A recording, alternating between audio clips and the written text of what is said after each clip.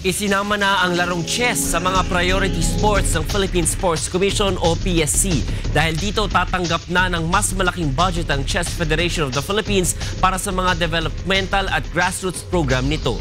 Ito ang balita ni Victor Cosaro. Tatanggap ng mas malaking pondo ang National Chess Federation of the Philippines sa susunod na taon matapos na ilagay ng Philippine Sports Commission ang larong chess sa Priority Sports Program. Ayon kay NCFP Executive Director Grandmaster Jason Gonzalez, sa pagkakaroon ng mas malaking pondo ay lalong maisusulong ng asosasyon ang kanilang developmental at grassroots program. Ang chess ngayon ay naisama, siguro with a bigger budget, we have more activity or program that can reach out our young players, no? Kasi yun ang talagang purpose naman yun sa base ka sa mass, no? Sa grassroots, no? Yung mga bata.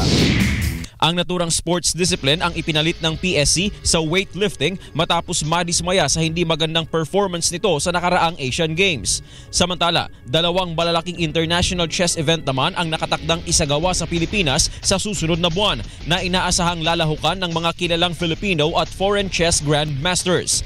Kabilang rito ang Philippine International Chess Championship na gaganapin mula December 5 hanggang December 12 at susundan ng PSC Pure Gold International Chess Challenge na idarao sa December 14 hanggang December 21.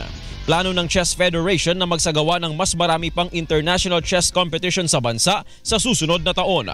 Victor Cosare, UNTV News, Worldwide.